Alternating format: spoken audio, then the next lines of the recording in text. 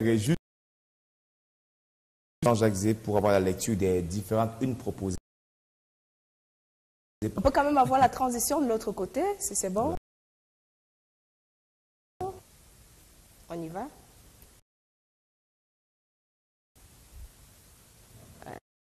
Quelques soucis donc. On va entrer sans toquer la porte de la transition aujourd'hui. Sans transition, donc on va recevoir Jean-Jacques Zé sur le plateau de la matinale. Monsieur Zé, bonjour. Sylvain Moncambo, bonjour. Byron, bonjour également. On salue tous nos amis téléspectateurs, différentes radios partenaires à travers le Cameroun. Et même... Avec vous ce matin, donc, on va que la revue de presse et on commence. Mutation et cette conviction de l'archive Monseigneur Bala, on le voit bien, les données sont suffisamment claires, la terre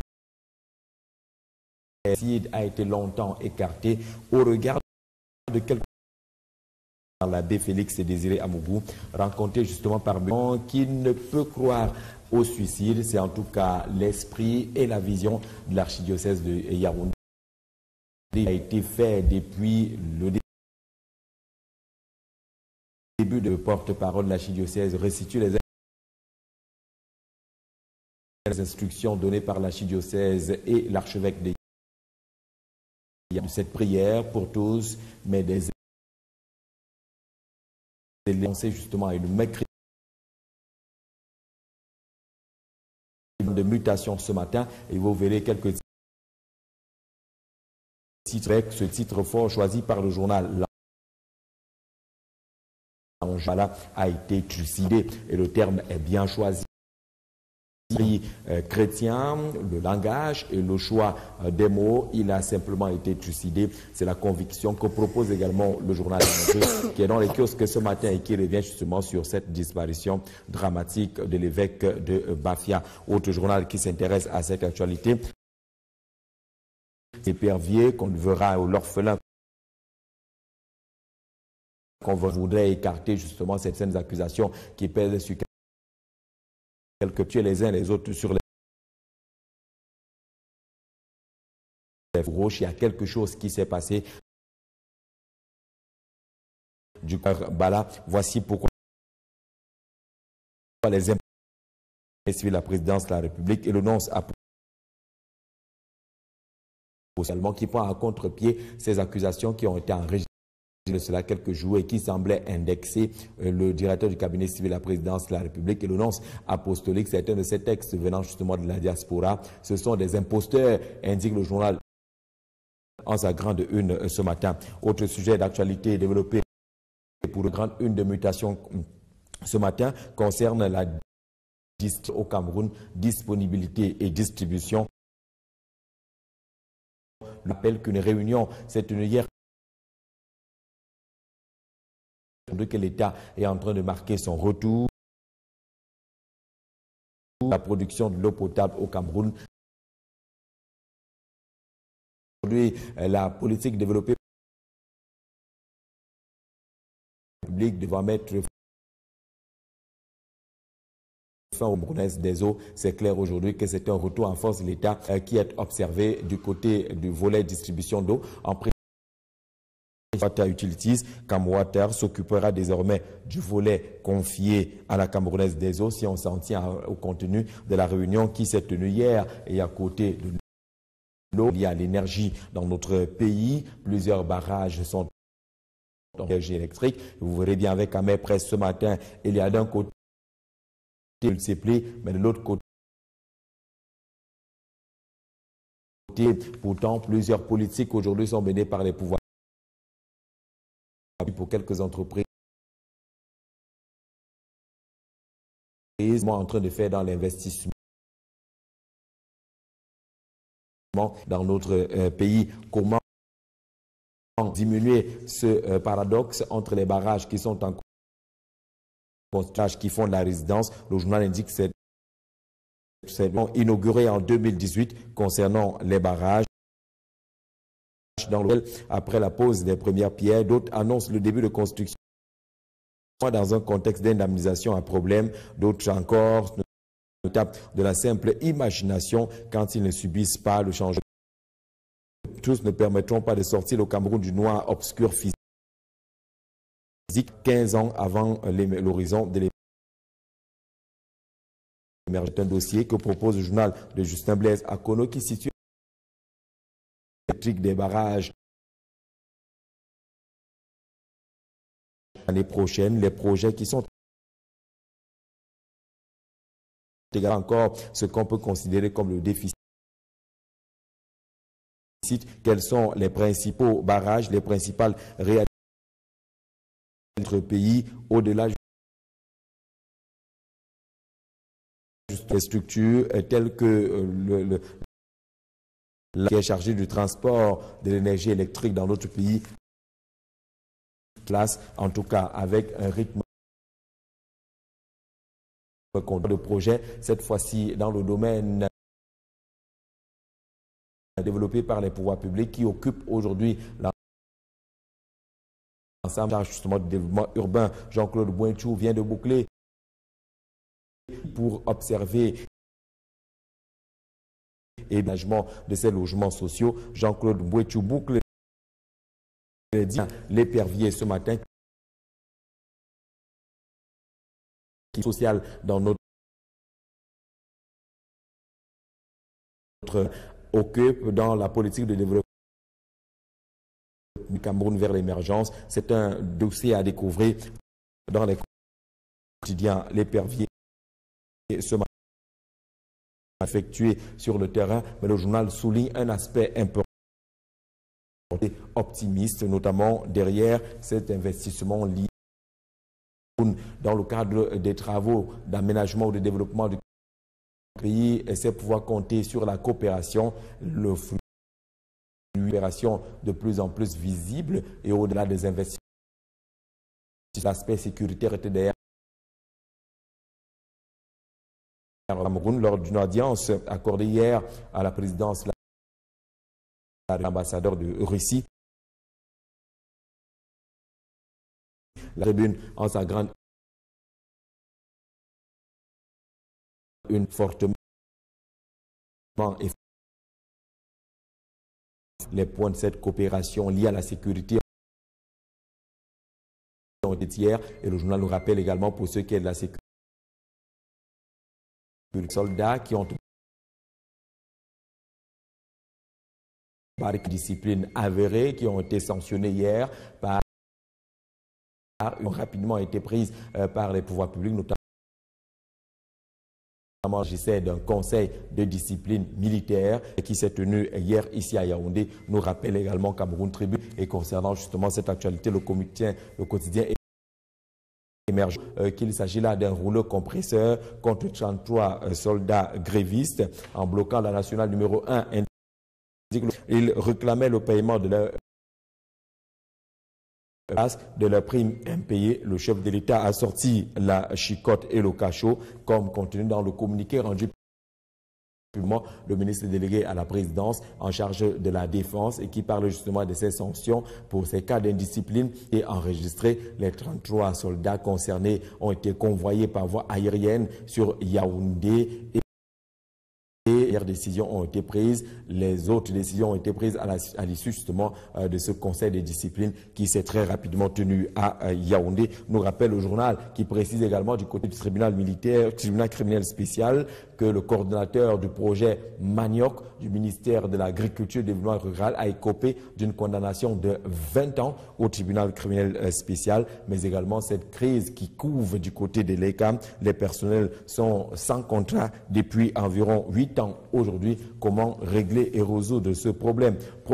Les responsables des établissements missionnaires, que ce soit catholiques ou de l'EPC et autres organisations, étaient portés devant les tribunaux hier à Boya et à Bamenda. Ils font l'objet d'une plainte déposée par une association des parents d'élèves. Mais hier, justement, dans les rues de ces différentes villes, une grosse mobilisation des fidèles pour soutenir justement évêques et modérateurs, avec naturellement quelques mouvements qu'on a pu observer hier et qui sont rappelés, ces mouvements justement à la grande une de Guardian Post ce matin. L'affaire a été renvoyée au 24 juin. Les manifestants n'ont pas pu accéder à la salle d'audience pour, venaient-ils, défendre et élever des prières pour que malheur n'arrive pas justement à l'évêque de Boya, mais également aux modérateurs du PCC du côté du nord-ouest et du sud-ouest, tel que nous rappelle en tout cas le Guardian Post qui est dans les kiosques ce matin. On va rapidement du côté de Douala pour découvrir la grande une de Le Messager.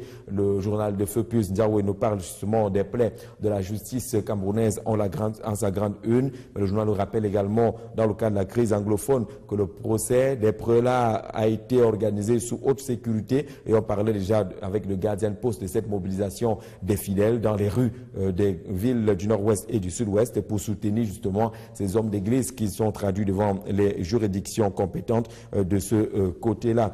D'autres titres à découvrir dans les kiosques ce matin. La Nouvelle Expression nous parle de ces secousses dont l'armée Biya instruit des sanctions, les manifestations de la trentaine d'éléments engagés dans la force multinationale mixte qui ont bloqué la nationale numéro 1, revendiquant ses primes et la relève immédiate, le traitement comparable au traitement déjà reçu par leurs camarades qui sont engagés dans les missions de paix onusiennes. Biya instruit des sanctions, lesquelles sanctions ont d'ailleurs été publiées dans un communiqué rendu public justement par le ministre de la Défense. La Nouvelle Expression revient également sur cet hôtel en flammes du côté de Bamenda. L'origine des flammes n'est toujours pas clairement indiquée aujourd'hui. Info Matin nous parle des forces armées aussi, les forces armées camerounaises, avec ce qu'ils considèrent comme les rebelles de Zigué qui sont aux arrêts, l'une des mesures prises après cette tentative de soulèvement enregistrée dans le Septentrion et les sanctions qui ont été arrêtées par les autorités militaires au Cameroun et le ministre de la Défense. Info Matin nous parle également de la fin de la Camerounaise des eaux. La réunion hier a sonné le glas pratiquement de cette structure marocaine qui depuis quelques années était chargée de la distribution de l'eau potable au Cameroun. C'est fini, la CDE, indique Info Matin. Autre titre à voir dans les kiosques ce matin, c'est le journal spécialisé des questions juridiques Alara qui nous parle d'enquête. Charles Motouk et Bongolais au TCS pour une affaire de 60 milliards de francs CFA. C'est la grande une choisie justement par notre confrère. Nouveau procès pour Charles Motouk et Bongolais qui fut président du conseil d'administration à l'époque des faits. 60 milliards de francs CFA devant le tribunal criminel spécial, indique le journal Kalara ce matin. On parle également de la tribune d'Uncam qui est dans les kiosques et nous fait concernant justement la crise au sein de l'église évangélique du Cameroun, des révélations exclusives sur le fameux pacte de Yabassi. Il y a des faits et autres qui peuvent concourir à expliquer justement ce qui se passe aujourd'hui autour ou au sein de l'église évangélique du Cameroun. Le journal nous parle également de la bataille de Yabassi qui est annoncée pour ce qui est des municipales 2018. Cette bataille a même d'ailleurs commencé et concernant justement les municipales, on peut découvrir le journal qui s'appelle justement Le Municipal, faire le point justement de la gestion des municipalités. Le journal indique que l'heure est grave aujourd'hui dans la gestion des municipalités. Le dire ainsi est un truisme, indique notre confrère. L'ensemble des municipalités du pays semblent baigner dans les mêmes travers. Mauvaise gouvernance, déception totale des populations qui avaient pourtant fait confiance à ces élus, élites locales ou extérieures imposées à la tête des municipalités. La lecture que propose justement notre confrère ce matin, Le Municipal, appelle les pouvoirs publics à réagir. Ne faille-t-il pas prendre des mesures énergiques au plus haut niveau pour ramener l'ordre et la sérénité au niveau des municipalités? La marmite est en train de bouillir, nous indiquons dans les colonnes de Le Municipal ce matin, quelques mois avant les prochaines élections municipales dans notre pays. Le journal dit justement que ceux qui sont à la tête des municipalités aujourd'hui y est crédité de tous les bons points, présentant des curricula aussi riches et variés pour occuper cette charge, se sont laissés emporter par une gestion administrative et financière alambiquée. Installés dans leurs fonctions, ces hommes et femmes, sitôt se sont inoculés par le virus, développant par ailleurs des réflexes de hors la loi à la tête des municipalités. L'heure est grave, indique le municipal en sa grande une ce matin, même si on notera qu'il y a quelques bonnes actions qui sont menées justement par quelques municipalités. La commune de Fou, par exemple, qui est entrée dans une sorte de coopération avec la Turquie, nous précise le municipal. Et puisqu'on parlait justement de ces projets hydroélectriques, la réhabilitation du barrage Lac d'eau est en marche. Les dépêches de Niobé Info en parlent ce matin. C'est le coup de pouce pour l'émergence avec la résolution progressive des questions de délestage dans le septentrion. Le séjour du ministre de l'eau et de l'énergie, le Dr Basile Atonakuna, peut indiquer justement que des choses vont être faites de ce côté-là et le barrage de Lac d'eau réhabilité pourrait concourir justement à donner ce coup de pouce pour l'émergence de notre pays. C'est à découvrir dans les kiosques. Et puis l'éveil républicain libre nous indique que dans le secteur du notariat au Cameroun, il y a beaucoup de problèmes, notamment le triomphe du tribalisme de ce côté-là. Le journal nous apprend que certains pontes du régime, en complicité avec de grands lobbies, ont installé leur réseau au niveau de toutes les charges notariales libérées par le décret du président de la République en mai 2017. C'est le triomphe du tribalisme à la tête justement de ces différentes charges, telles que l'indique l'éveil républicain qui est dans les kiosques ce matin.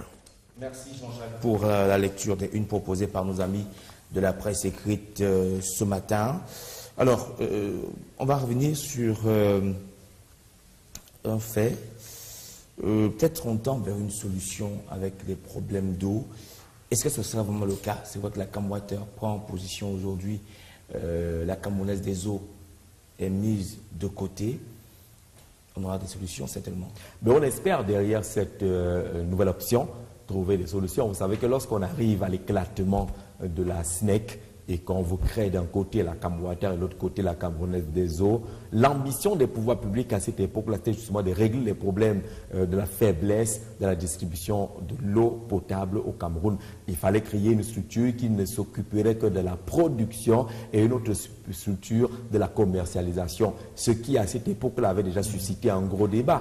Pourquoi devons-nous avoir deux structures qui s'occupent pratiquement de la même chose? Avec il y a une qui creuse les puits pour utiliser une image et une autre qui vient avec le seau pour aller vendre de l'eau. C'est un peu compliqué parce qu'à un moment donné, la CamWater qui fait le gros du travail ne s'occupait plus justement de la distribution de son eau. Il y avait le producteur et il y avait le vendeur. Le Cameroun n'avait-il pas compliqué la situation en ce moment-là avec ce contrat d'affermage qui jusqu'aujourd'hui n'a pas trouvé toute sa raison d'être parce que la situation ne s'est pas améliorée pour ce qui est la disponibilité de l'eau potable au Cameroun. Revenir justement à une seule structure qui s'occuperait de la production, du transport et la commercialisation de l'eau revient justement, malheureusement, vous savez que l'État est orgueilleux.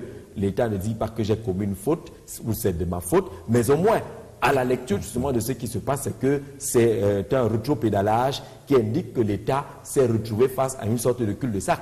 Comme on dit généralement, on ne pouvait plus s'en sortir. C'était devenu un véritable piège, cette affaire de la distribution de l'eau dans notre pays. Retour donc aux sources, retour à l'harmonisation, retour à la conception et à la pensée au sein d'une même structure qui va rester la CamWater et peut-être aujourd'hui pour espérer avoir des bons résultats. Il faut dire que du côté de la production de l'eau, depuis quelques années, justement, il y a eu de gros efforts qui ont été faits sous William Solo. Il y a des efforts énormes qui ont été faits en termes de construction, d'aménagement, d'approche et autres projets pour faciliter, pour au moins améliorer les capacités de disponibilité de l'eau potable dans notre pays.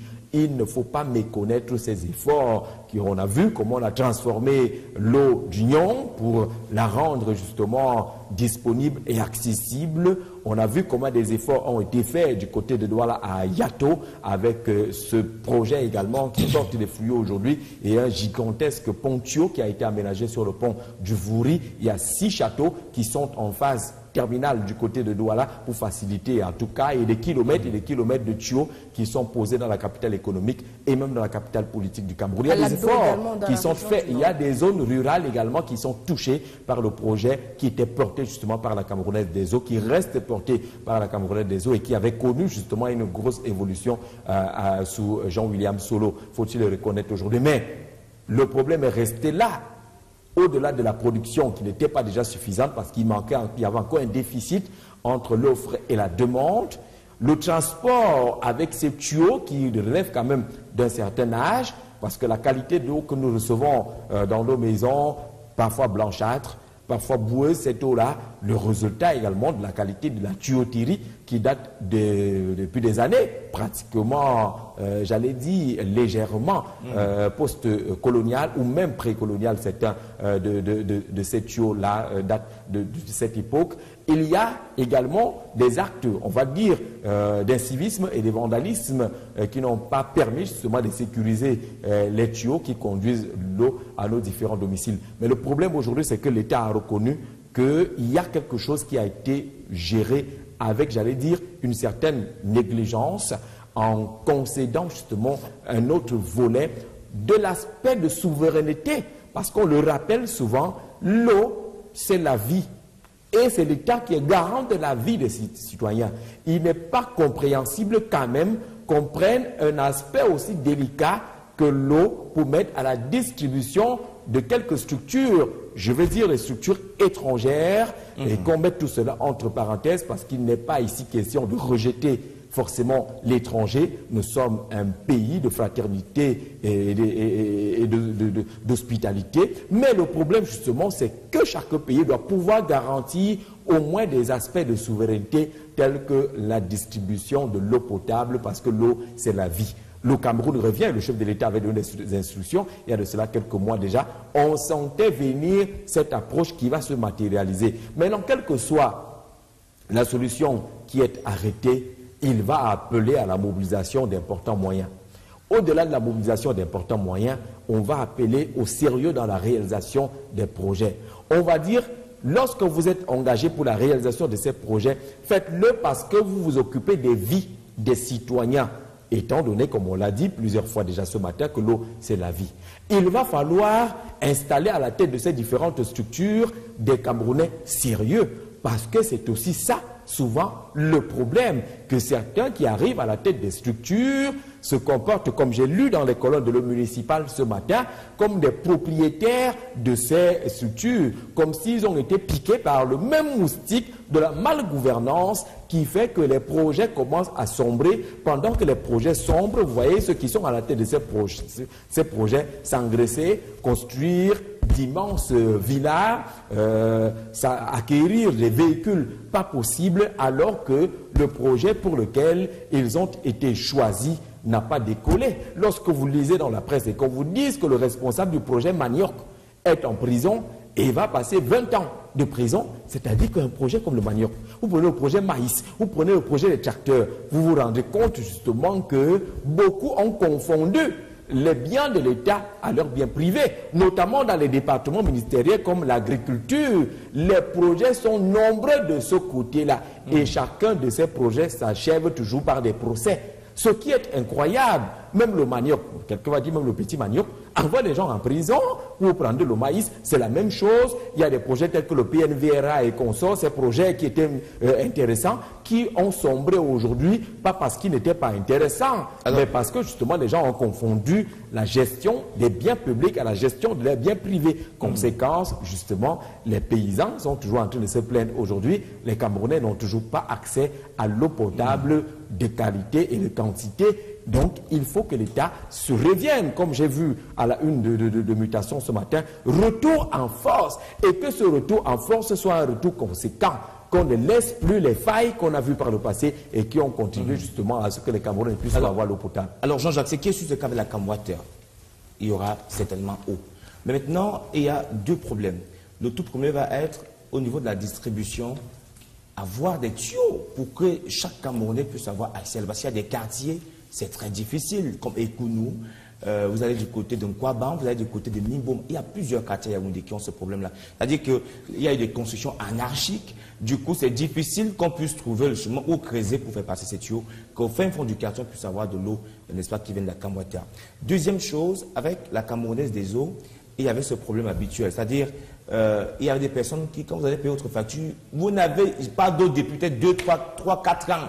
Mais tous les mois, vous recevez des factures. C'était l'éternel problème de certaines populations. Comment tout cela va être géré? Mais je crois que tout cela doit être pris en compte, notamment le dernier aspect, parce que pendant longtemps, puis Byron, nous avons payé les factures du vent ou de l'air, c'est-à-dire que vous ne savez pas exactement ce que vous payez, mais vous vous retrouvez en train de payer sans avoir consommé de façon normale le produit que vous êtes en train de payer. Maintenant, il y a la question qu'on a l'habitude de poser ici. Qu'est-ce qu'on a fait pour anticiper? Le problème des tuyaux relève de l'absence d'une politique de prévision. C'est important et capital la prévision en matière de développement, en matière de matérialisation des projets. La prévision, c'est de savoir par exemple que nous avons un taux de croissance urbain qui tourne autour de ci ou de ça. Nous avons des villes qui sont en train de subir une extension assez rapide aujourd'hui. Est-ce que les calculs qui sont faits au niveau de l'Institut national de la statistique, au niveau du ministère de l'économie, au niveau des départements ministériels en charge du volet développement, est-ce que les données statistiques ont permis à ceux qui réfléchissent pour les investissements de prévoir que demain Kola Faba sera en plein Yaoundé, que demain Bankomo sera en plein Yaoundé, que demain Foutou sera en plein Yaoundé, ainsi de suite, et qu'il faudrait déjà mettre en place une tuyauterie, des poteaux électriques qui vont permettre à ce que lorsque les populations iront s'installer de ce côté-là, qu'on puisse se connecter à des différents réseaux très facilement. Non, c'est ça le problème, justement parce que les quartiers naissent. Et on est tous surpris, on est obligé maintenant d'installer les tuyaux, de serpenter, de casser là, d'essayer de détruire à gauche et à droite.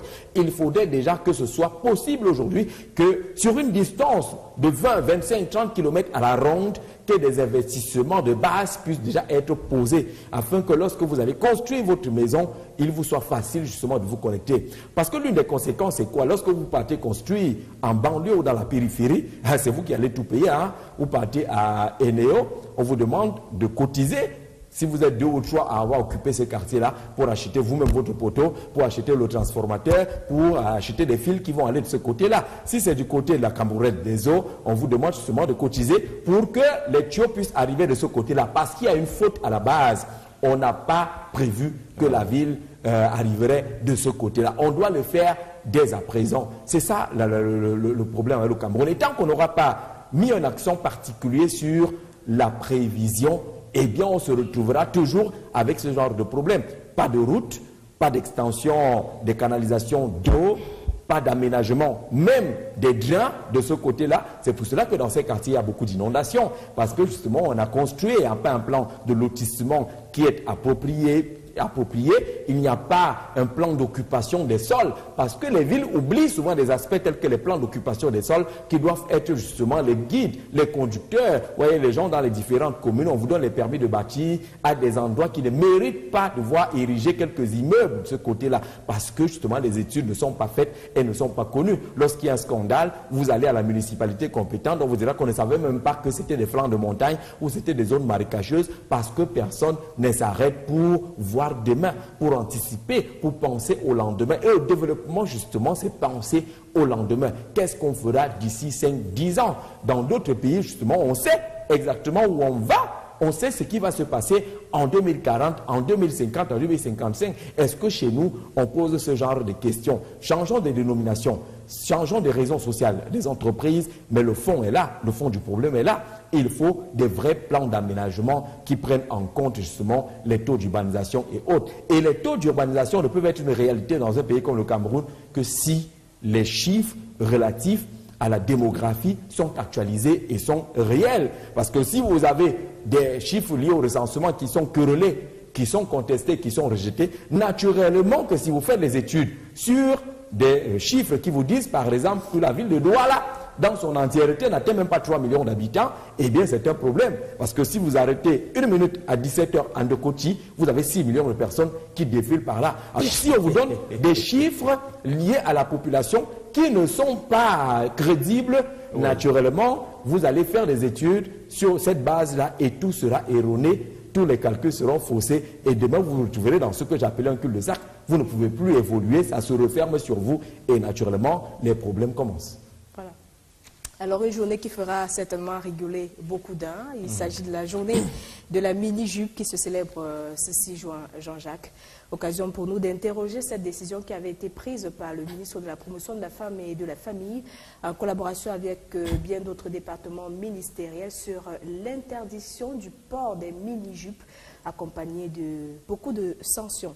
Alors, quelques années après, est-ce qu'aujourd'hui, vous avez l'impression que les mini-jupes ont disparu dans nos rues aujourd'hui? Non, les mini-jupes n'ont pas disparu. Ceux qui ont disparu, c'est les ministres qui avaient justement cette initiative. Ils ont fui comme des lapins. Personne ne comprend justement comment on peut s'engager à mener un projet et à tailler, comme on dit au quartier, sans justement demander son reste. Ils ont tracé. Ils ont tracé, ils sont partis, ils ont abandonné justement. Il y a quand même un manque de sérieux dans l'approche. Il y a un manque de sérieux. Nous sommes tous d'accord aujourd'hui que les mini-jupes ont atteint quand même des limites. On est pratiquement au cache-sexe. C'est grave, hein? C'est grave.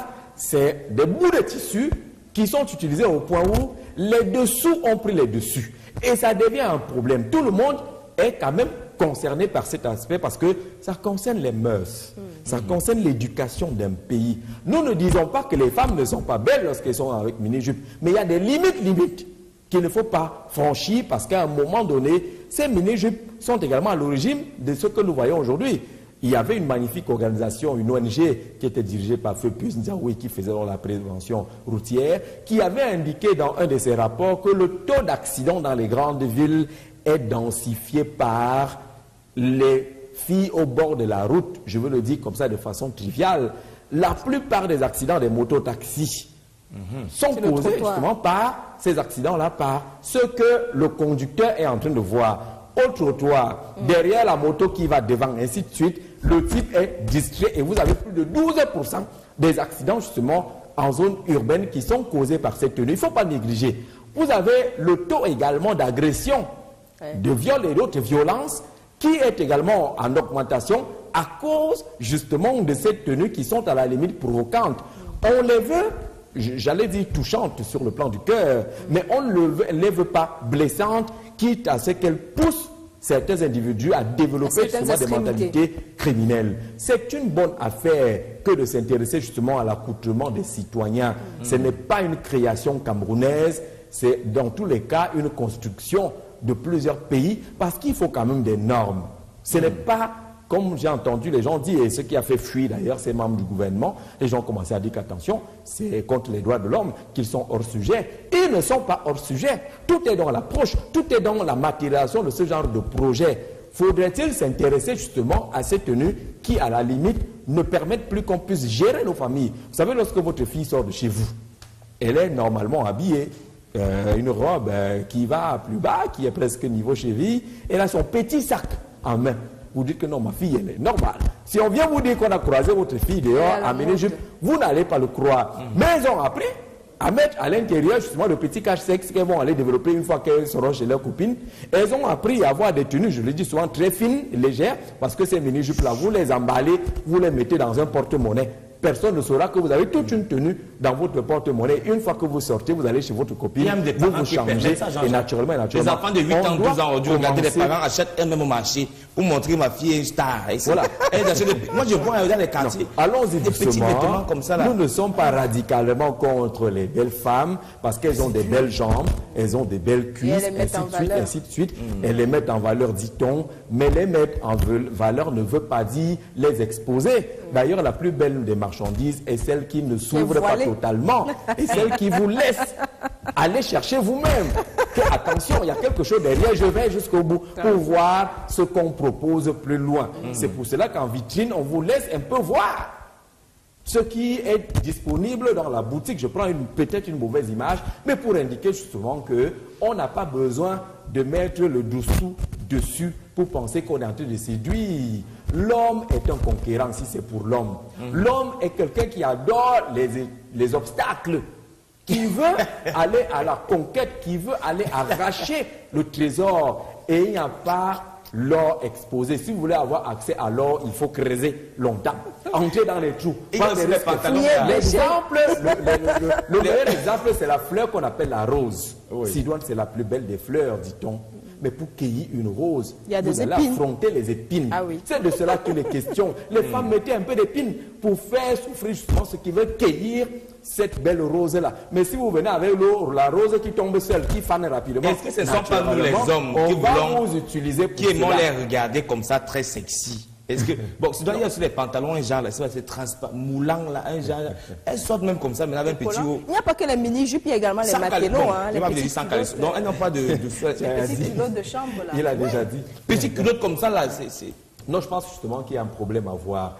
On ne va pas définir un dress code national, mais il y a quand même des approches qui permettent de sécuriser les uns les autres. Parce que vous vous sécurisez, vous vous protégez lorsque vous vous habillez bien. Mais est-ce que nous-mêmes, au niveau des médias, nous faisons déjà le travail? Parce qu'il y a également les vidéogrammes que nous diffusons. Je pense que nous faisons un gros travail. Également nous faisons de ces un énorme travail. vêtements-là. J'ai vu ceux qui sont par exemple à la diffusion ici, Daniel Fegueux et les autres, lorsqu'on leur propose des vidéogrammes, ils viennent vous voir pour dire que boss, je crois que ça là c'est un peu trop. Et vous vous rendez compte justement que les enfants d'autrui, qui savent même que les parents vont regarder peut-être ces vidéogrammes-là, ont décidé de se dénuder pendant que les hommes, eux, ils sont bien habillés. C'est souvent ça le paradoxe. Alors que vous voyez le clip de quelqu'un, lui il est là, il est le plus beau, il a la meilleure veste, et la fille qui tourne autour, c'est pratiquement DVD, VCD, dos et ventre dehors, ventre et cuisse dehors. Aujourd'hui, la plupart des vidéogrammes font la promotion des DVD, Jean-Jacques. Même, hein.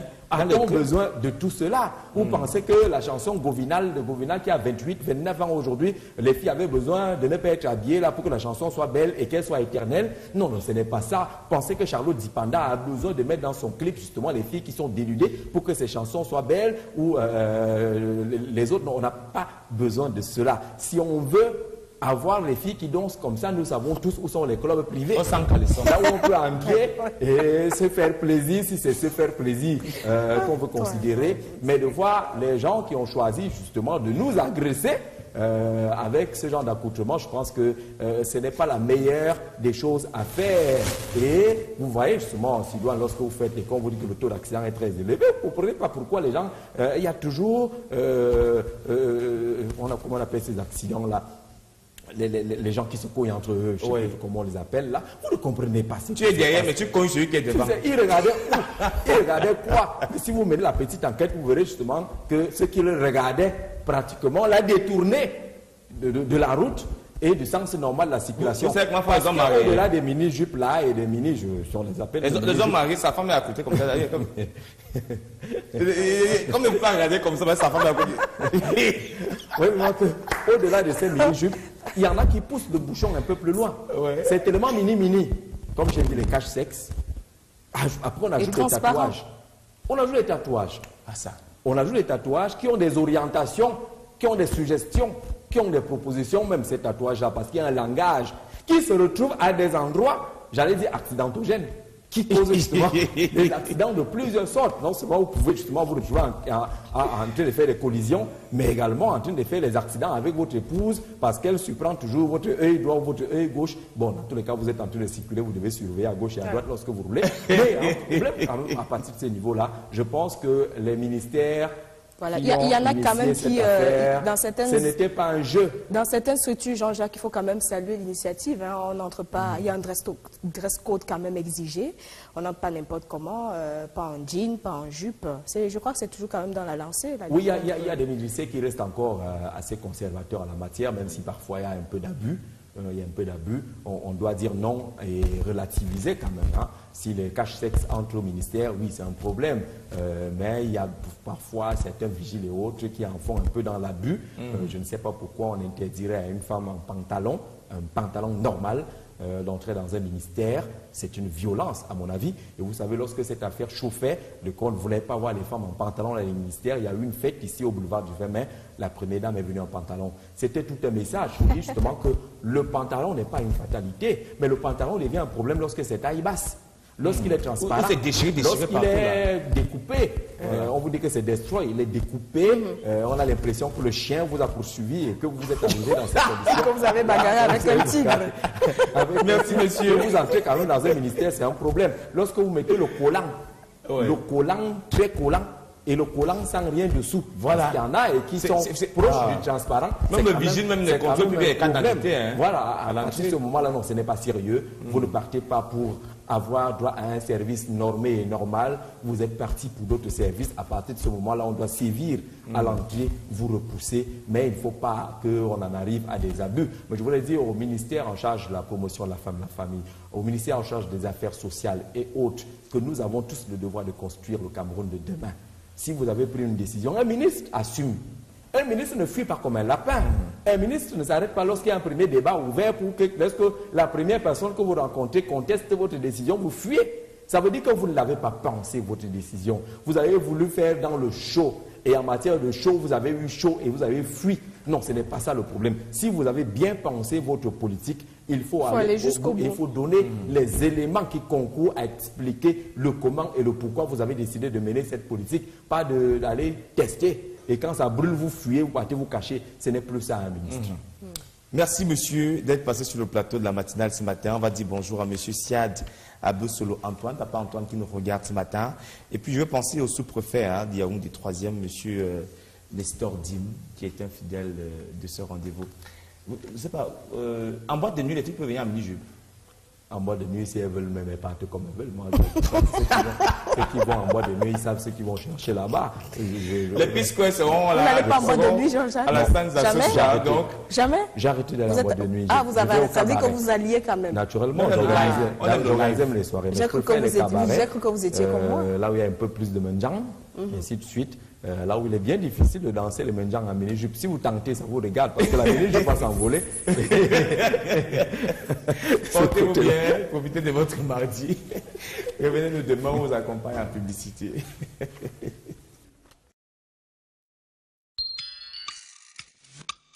Ne s'occupait plus justement de la distribution de son eau. Il y avait le producteur et il y avait le vendeur. Le Cameroun n'avait-il pas compliqué la situation en ce moment-là avec ce contrat d'affermage qui jusqu'aujourd'hui n'a pas trouvé toute sa raison d'être parce que la situation ne s'est pas améliorée pour ce qui est la disponibilité de l'eau potable au Cameroun. Revenir justement à une seule structure qui s'occuperait de la production, du transport et la commercialisation de l'eau revient justement, malheureusement, vous savez que l'État est orgueilleux.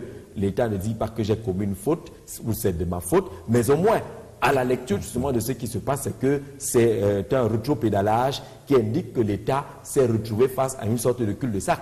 Comme on dit généralement, on ne pouvait plus s'en sortir. C'était devenu un véritable piège, cette affaire de la distribution de l'eau dans notre pays. Retour donc aux sources, retour à l'harmonisation, retour à la conception et à la pensée au sein d'une même structure qui va rester la Camwater et peut-être aujourd'hui pour espérer avoir des bons résultats. Il faut dire que du côté de la production de l'eau, depuis quelques années, justement, il y a eu de gros efforts qui ont été faits sous William Solo. Il y a des efforts énormes qui ont été faits en termes de construction, d'aménagement, d'approche et autres projets pour faciliter, pour au moins améliorer les capacités de disponibilité de l'eau potable dans notre pays. Il ne faut pas méconnaître ces efforts qu'on a vu, comment on a transformé l'eau du Nyon pour la rendre justement disponible et accessible.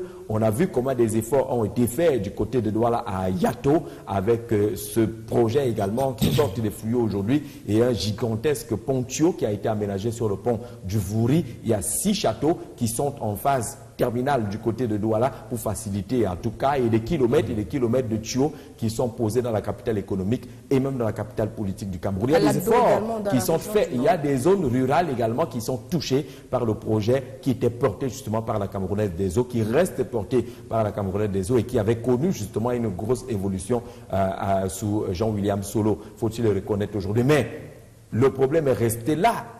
Au-delà de la production qui n'était pas déjà suffisante parce qu'il y avait encore un déficit entre l'offre et la demande, le transport avec ces tuyaux qui relèvent quand même d'un certain âge, parce que la qualité d'eau que nous recevons dans nos maisons, parfois blanchâtre, parfois boueuse, cette eau-là, le résultat également de la qualité de la tuyauterie qui date depuis des années, pratiquement, j'allais dire, légèrement post-colonial ou même pré-colonial, certains de ces tuyaux-là datent de cette époque.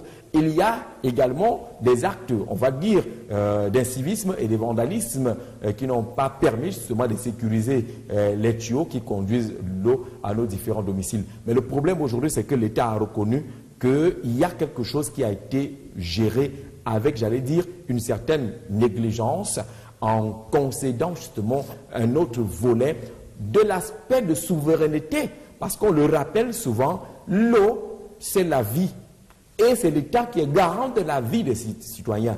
Il n'est pas compréhensible quand même qu'on prenne un aspect aussi délicat que l'eau pour mettre à la distribution de quelques structures, je veux dire les structures étrangères, et qu'on mette tout cela entre parenthèses parce qu'il n'est pas ici question de rejeter forcément l'étranger. Nous sommes un pays de fraternité et d'hospitalité. Mais le problème justement, c'est que chaque pays doit pouvoir garantir au moins des aspects de souveraineté tels que la distribution de l'eau potable, parce que l'eau, c'est la vie.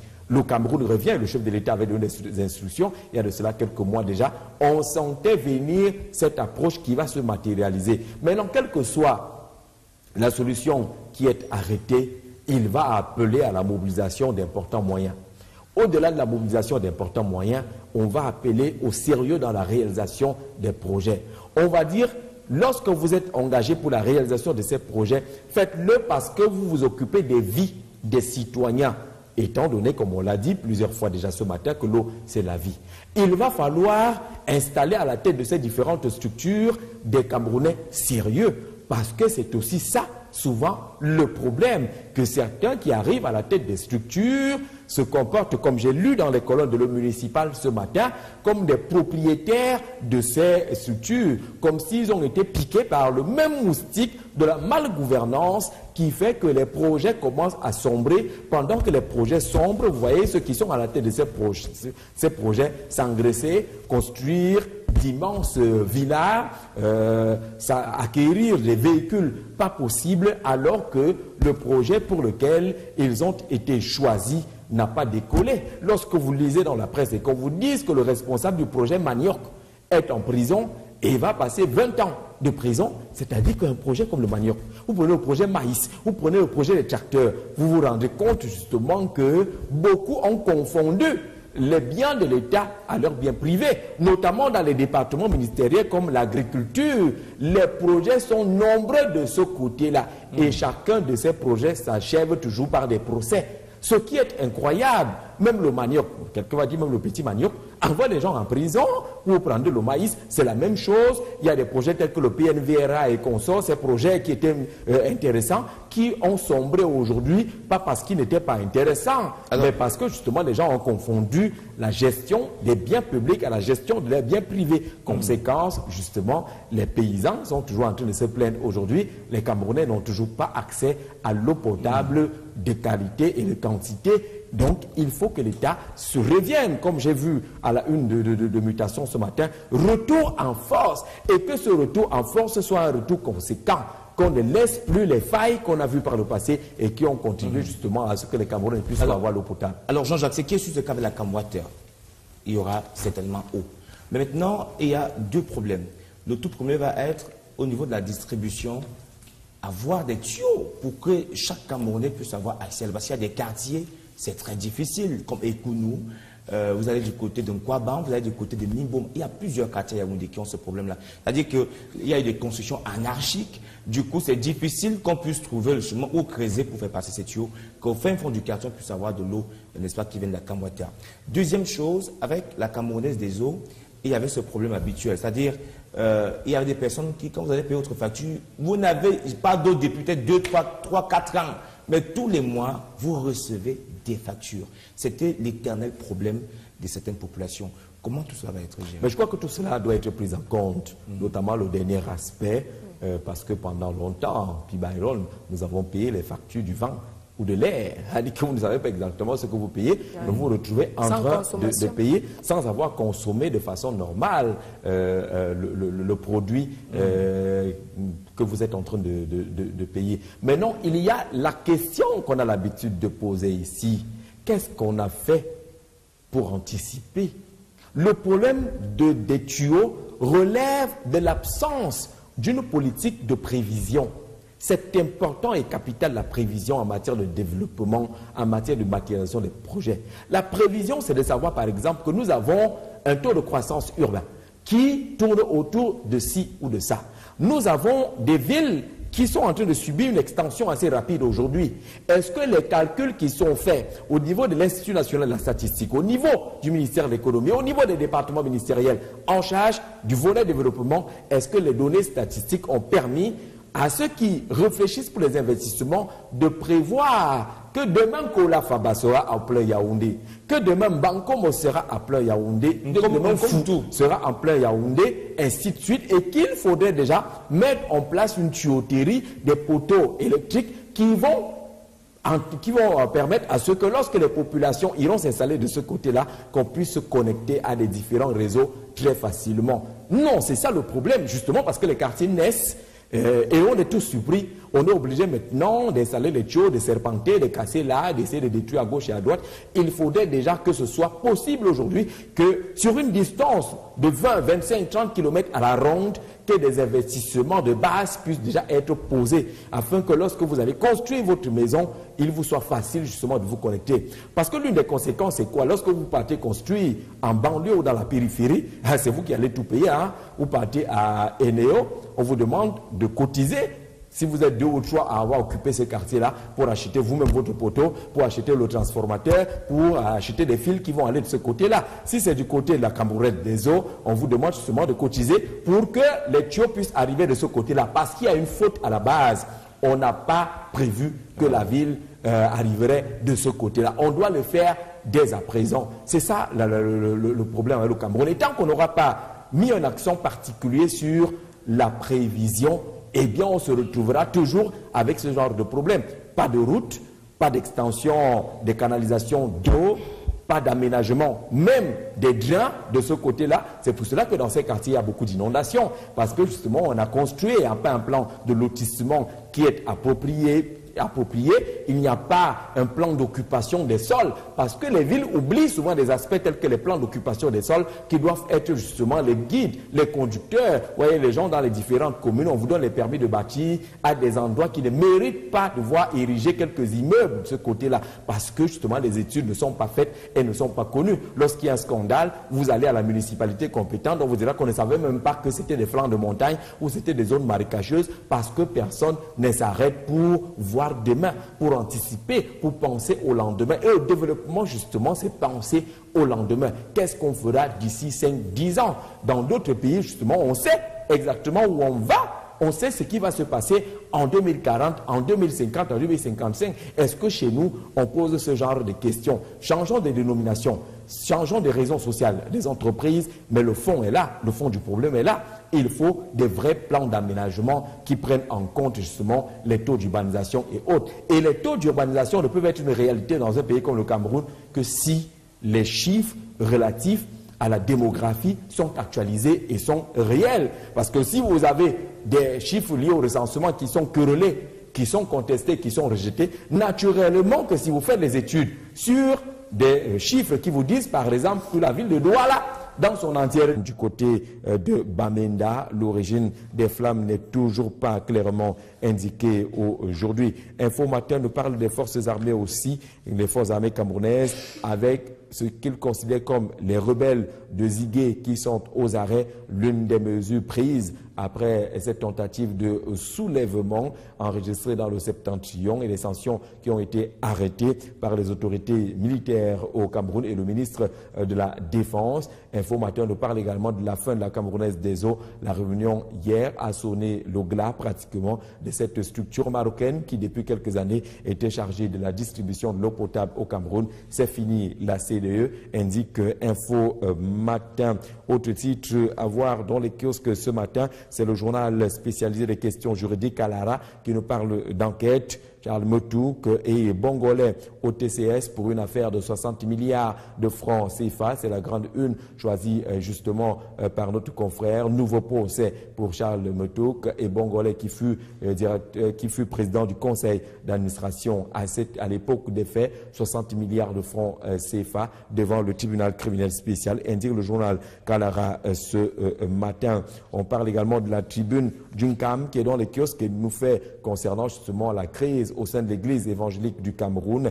des révélations exclusives sur le fameux pacte de Yabassi. Il y a des faits et autres qui peuvent concourir à expliquer justement ce qui se passe aujourd'hui autour ou au sein de l'église évangélique du Cameroun. Le journal nous parle également de la bataille de Yabassi qui est annoncée pour ce qui est des municipales 2018. Cette bataille a même d'ailleurs commencé et concernant justement les municipales, on peut découvrir le journal qui s'appelle justement Le Municipal, faire le point justement de la gestion des municipalités. Le journal indique que l'heure est grave aujourd'hui dans la gestion des municipalité. Le dire ainsi est un truisme, indique notre confrère.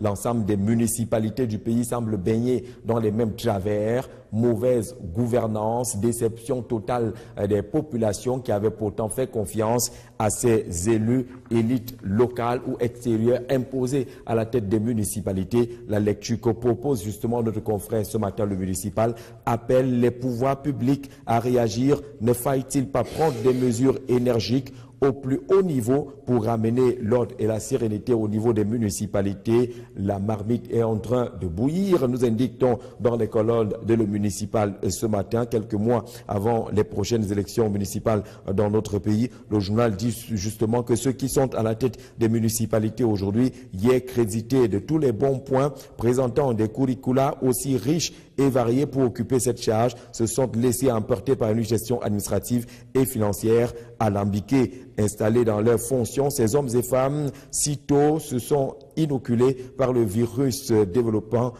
par ailleurs des réflexes de hors la loi à la tête des municipalités. L'heure est grave, indique Le Municipal en sa grande une ce matin, même si on notera qu'il y a quelques bonnes actions qui sont menées justement par quelques municipalités.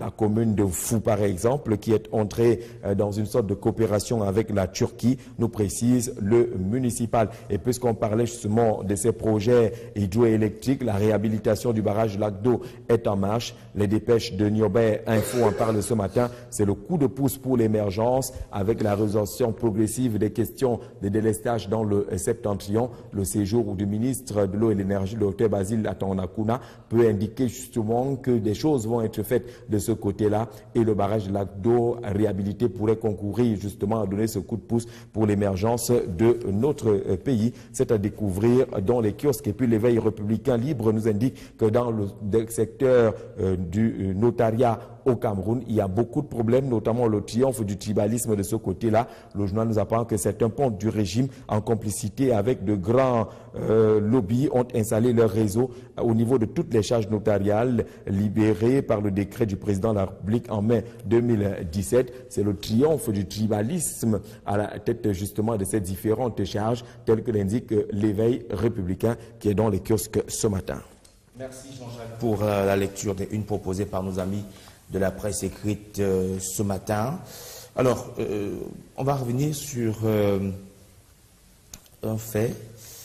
Peut-être on tend vers une solution avec les problèmes d'eau. Est-ce que ce sera vraiment le cas? C'est vrai que la Camwater prend en position aujourd'hui. La Camerounaise des eaux est mise de côté. On aura des solutions certainement. Mais on espère derrière cette nouvelle option trouver des solutions. Vous savez que lorsqu'on arrive à l'éclatement de la SNEC et qu'on vous crée d'un côté la Camwater et de l'autre côté la Camerounaise des eaux, l'ambition des pouvoirs publics à cette époque-là, c'était justement de régler les problèmes de la faiblesse de la distribution de l'eau potable au Cameroun. Il fallait créer une structure qui ne s'occuperait que de la production et une autre structure de la commercialisation. Ce qui, à cette époque-là, avait déjà suscité un gros débat. Pourquoi devons-nous avoir deux structures qui s'occupent pratiquement de la même chose? Avec il y a une qui creuse les puits pour utiliser une image et une autre qui vient avec le seau pour aller vendre de l'eau. C'est un peu compliqué parce qu'à un moment donné, la Kamwata qui fait le gros du travail,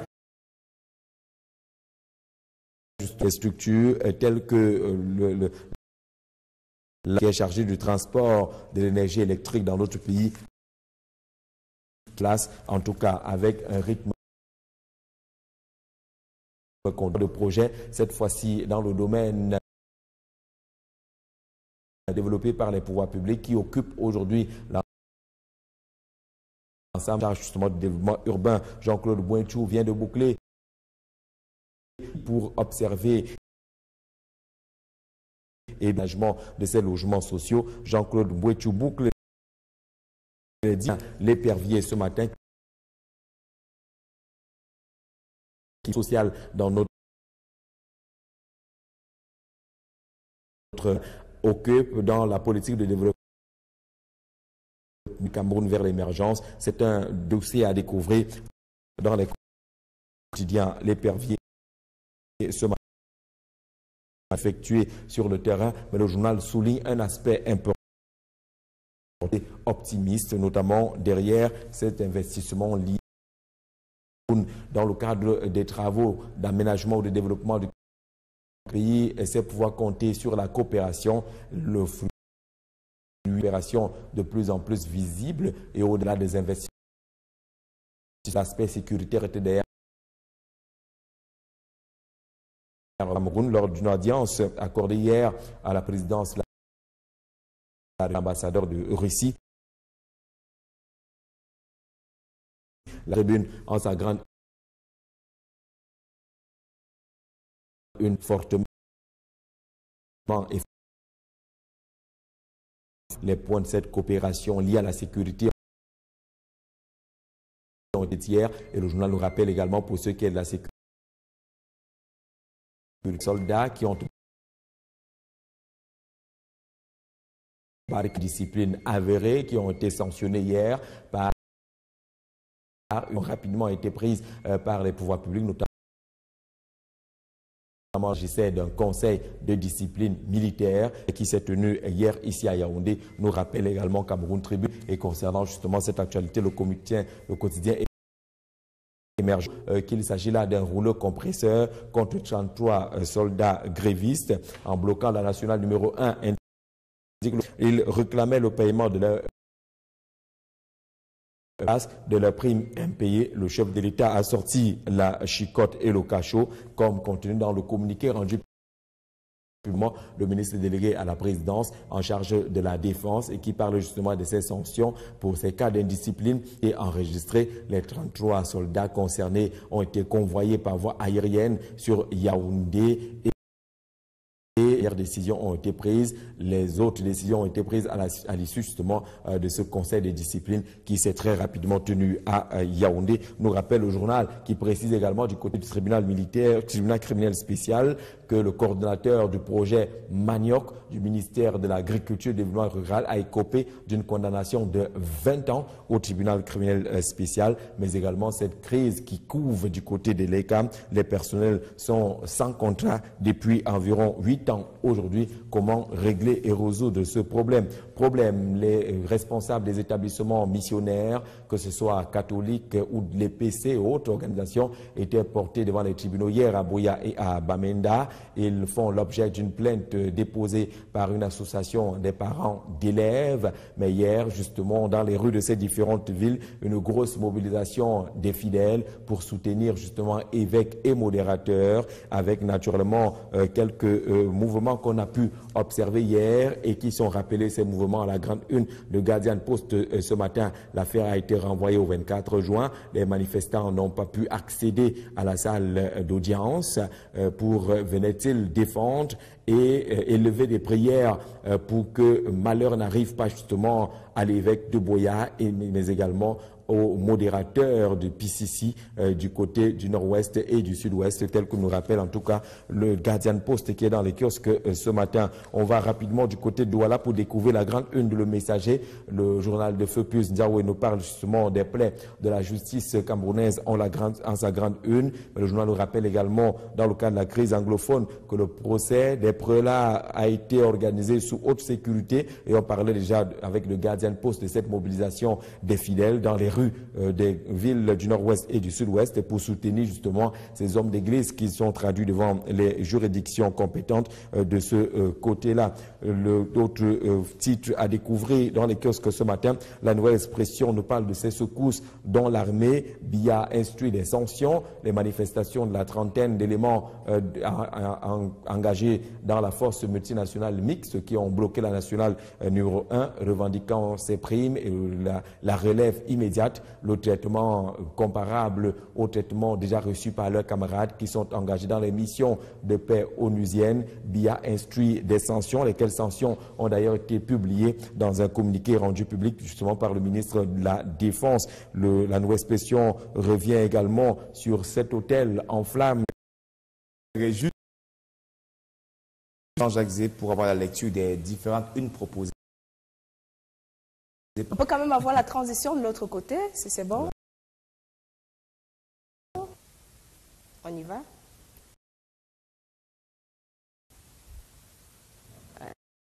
Quelques soucis donc.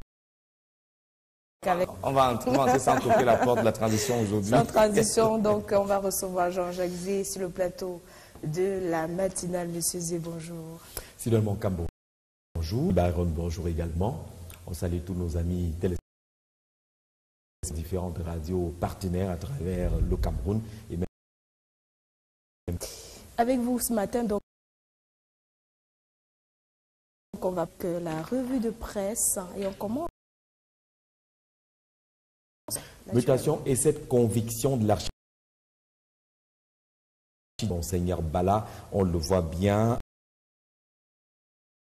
les données sont suffisamment claires, la terre a été longtemps écartée au regard de quelques l'abbé Félix Désiré Amougou, rencontré justement par qui ne peut croire au suicide, c'est en tout cas l'esprit et la vision de l'archidiocèse de Yaoundé. A été fait depuis le début de porte-parole de l'archidiocèse, restitue les